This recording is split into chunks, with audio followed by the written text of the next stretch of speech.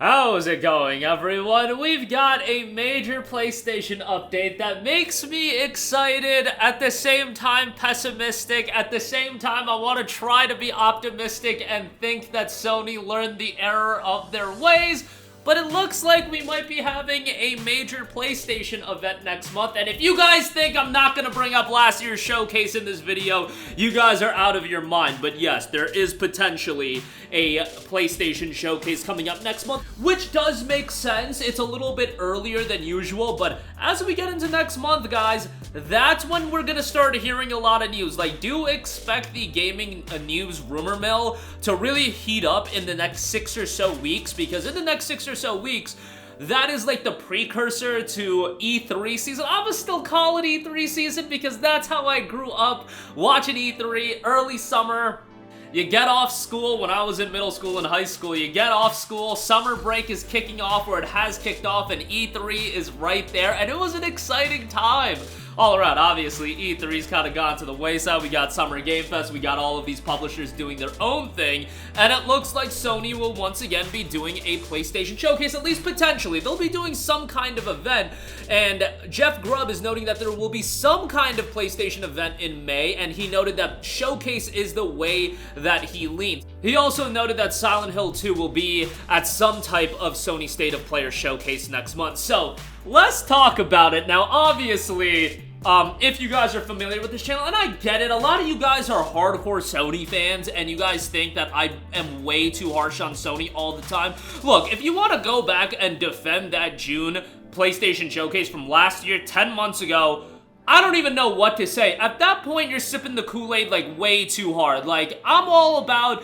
you know, being fans of certain companies, being fans of the products that they put out, but when it gets to that brand allegiance where you're defending the abomination of a showcase that happened last year, I don't even know what to say to you at that point. Like, at that point, I just feel like you're sipping the Kool-Aid way too much. And I think Sony knew and knows that last year's showcase was trash. It was straight up trash. And I don't even know how anybody could say anything else than it's trash. Were there a few good things here and there? Sure. We saw some cool multi-platform stuff. Spider-Man 2 at the end was cool, but everybody was expecting that. There was nothing that was super exciting. And people are gonna be like, oh, bro, Phantom Blade Zero was there, Phantom Blade Zero was there. It's like, bro, that game's not coming out in like forever, I'm literally telling you.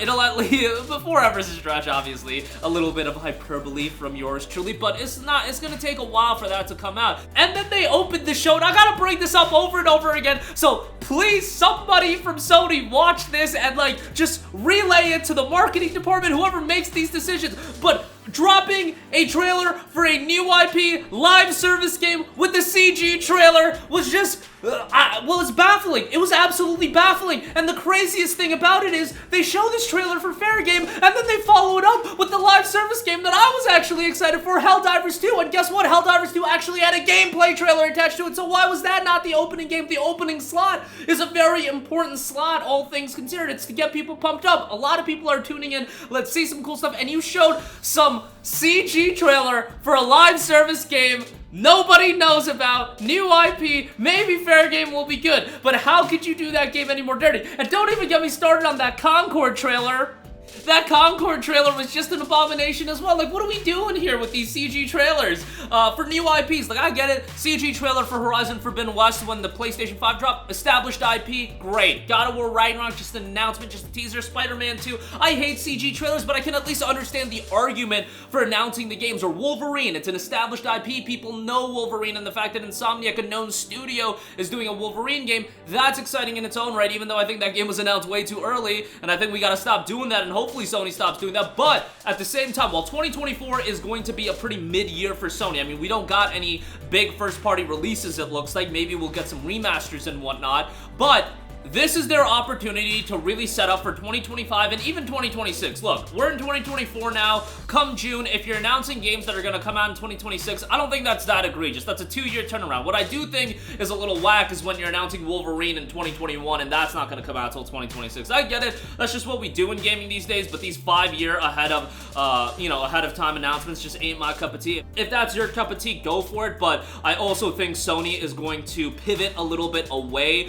from their down bad live service gravy train chasing, but obviously to pivot from that, it takes a little bit of time. It's not just a pivot overnight and oh, now all of a sudden we have all these games in development and they're ready to be showcased. No, I'm sure they're like, okay, live service is going to be a part of our portfolio, but we don't have to go all in on it. Or at least that's what I'm hoping for, because it really seemed like that was a disastrous avenue for them to go down, because that's really, in my opinion, that's why 2023 was very lackluster for PlayStation outside of, you know, a third-party timed exclusive in Final Fantasy 16 and one major exclusive, one major first-party exclusive in Spider-Man 2. Generally speaking, you want at least 2 to 3, 2 at minimum first-party exclusives. 2022, we had Forbidden West, we had Gran Turismo 7, and we had God of War Ragnarok, all in the same year. 2021, we had Returnal and Ratchet & Clank Rift Apart off the top of my head. 2020, we had Spider-Man, Miles Morales, Demon's Souls, which at that point I don't think Bluepoint was acquired, so it technically wasn't a first-party game, but they were ultimately acquired. And you had Last of Us Part 2 in 2020, you had Ghost of Tsushima in 2020, so 2020 you had like 4 first-party major releases. 2023, you had 1. 2024, it looks like we have 0 major first-party releases, but they are publishing Ronin, they are publishing Stellar Blade, so that gives them some leverage in terms of exclusivity, and hopefully this is an opportunity to set up for maybe an exciting latter portion of the year if you can do some stuff that'll at least quell our appetite, like Spider-Man 2 DLC, something like a Gravity Rush 2 remaster that's been rumored quite a bit, stuff that will get people like, okay, that's pretty cool, that'll bridge the gap into 2025 while we don't have any major first-party releases. Maybe we get like a live service Concord out of the way just so we can get that out, and if it pops off, it pops off. If it doesn't, it doesn't. At this point, like, you know, like I feel like live service is just throwing darts at the wall and hoping something sticks. But let's set up for a good 2025. Let's set up for a good 2026.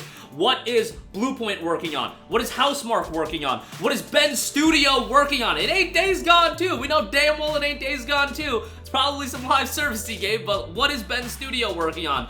Ghost of Tsushima 2, like, it is time for that game to be revealed, you would think. Naughty Dog, they've just been absolutely, I don't even know what to say about them. They put out Last of Us Part 2, which is a super divisive game. Last of Us Factions got canceled, and now we've just gotten a couple of remasters. One of the studios that has been absolutely a core studio for Sony, their top studio, one of their top studios, in the span of 6 years, need I say, 2007 to 2013, they put out the entire Uncharted trilogy and Last of Us Part 1. In the last 6 years, you've had Last of Us Part 2, couple of remasters of games that necessarily didn't need remasters, and one of them was for Last of Us Part 2, which came out in that window, and you had a game get canceled and you've had nothing else. For first-party standpoint, I get it. These game development times are getting longer and longer, but Naughty Dog is one of the ones that I find it's kind of depressing to see them put out absolutely nothing this generation, and I get it. They were tasked to do Factions. Factions didn't turn out well. Seemingly got canned. Maybe maybe they'll pivot and bake that into Last of Us Part 3. I don't know, but we need to hear something from them,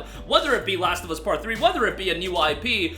So many of these studios have been dormant for so long, and maybe an element of that is so many of them were tasked to pivot to a live service model and a live service game, and that was a direction that they weren't comfortable in, and it took a little bit of time for them to get adjusted into that, and whether those games got canceled, whether they ultimately come out, I don't know. There's also talk of the Horizon multiplayer project. We'll see where they ultimately go. There's a lot of potential for a showcase, but I just hope Sony learned from last year, because last year was an abomination. But let me say this, State of Play earlier this year, that was great.